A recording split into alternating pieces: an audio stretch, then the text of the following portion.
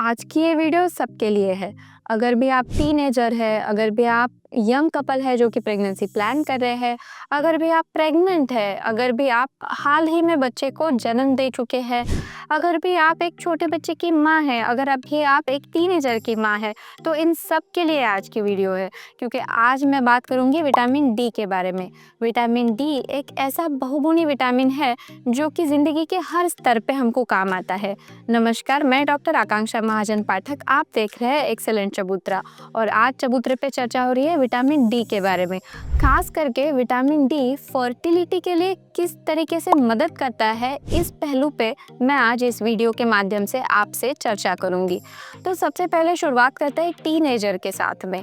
अगर टीनेजर लड़कियों में विटामिन डी की कमी पाई जाती है तो उनमें पीसीओडी होने का जो प्रमाण है वो बढ़ जाता है। उसी तरीके से अगर टीनेजर बॉयज में विटामिन डी की कमी है तो शुक्राणुओं की संख्या एवं शुक्राणुओं की आगे चलने की गति में गिरावट दिखाई दे सकती है। तो इसकी वजह से अगर भी कोई टीनेजर ये वीडियो देख रहा है तो ज़रूर अपनी विटामिन डी की लेवल्स नापे, और अगर आप विटामिन डी डेफिशिएंट है तो डॉक्टर से जाके विटामिन डी का प्रिस्क्रिप्शन अपने लिए लिखवाए।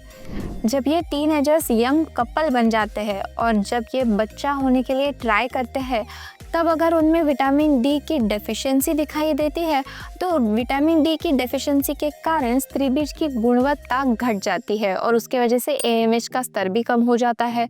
अगर पुरुषों में विटामिन डी की कमी है तो शुक्राणुओं की गुणवत्ता, शुक्राणुओं की संख्या एवं आगे चलने की क्षमता भी कम हो जाती है। तथा ये विटामिन डी के जो रिसेप्टर्स है ये बच्चेदानी के अंदर की परत यानी एंडोमेट्रियम पे भी पाए जाते हैं। तो विटामिन डी की कमी के कारण जो भ्रूण है उसका इम्प्लांटेशन भी कम हो सकता है। अगर कोई कपल आईवीएफ की ट्रीटमेंट ले रहा है और अगर उस कपल में विटामिन डी की डेफिशिएंसी है तो हो सकता है कि वो भ्रूण विटामिन डी की डेफिशिएंसी के कारण इम्प्लांट ना हो।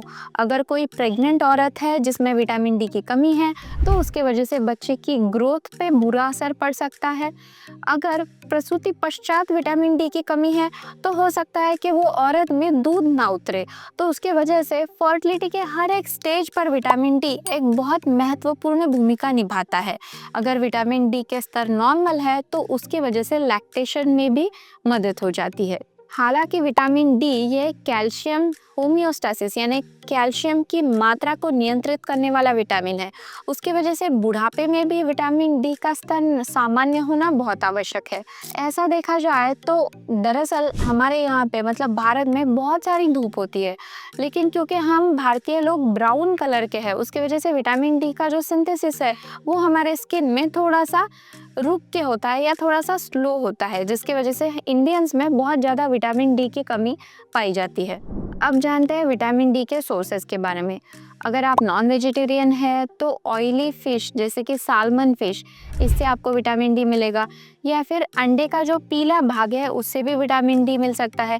लेकिन अगर आप वेजिटेरियन है तो आपको विटामिन डी के सोर्सेज बहुत लिमिटेड है, क्योंकि अगर आपके फूड में विटामिन डी फोर्टिफाई किया है मतलब उसमें डाला गया है तो ही आपको विटामिन डी डाइट से मिलेगी, जैसे कि विटामिन डी फोर्टिफाइड दूध रहा या फिर ब्रेकफास्ट सीरियल्स रहे। लेकिन अगर आप ये सारी चीज़ें नहीं खाते हैं तो आपके लिए सबसे अच्छा विटामिन डी का सोर्स है वो है सूर्य प्रकाश। अगर धूप में आप 11 से 2 के बीच में टहलते हैं धूप में 2 घंटे तक तो आपको बहुत सारी मात्रा में विटामिन डी मिलेगी। लेकिन अगर आपको ये सब कुछ करने का टाइम नहीं है तो क्या करें, चलो जानते हैं बोनस टिप से। तो बोनस टिप मेरी ये है कि जो भी दर्शक आज की ये वीडियो देख रहे हैं वो अपनी विटामिन डी की लेवल्स ज़रूर करवाएं।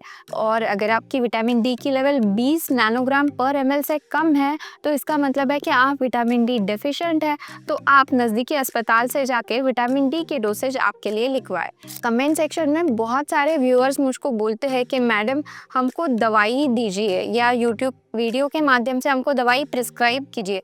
तो मुझे आज एक चीज़ बोलनी है कि यूट्यूब की पॉलिसी के अकॉर्डिंग भी और मेडिकल कोड ऑफ एथिक्स के अकॉर्डिंग भी यूट्यूब ये दवाई देने का कोई बहुत अच्छा माध्यम नहीं माना जाता।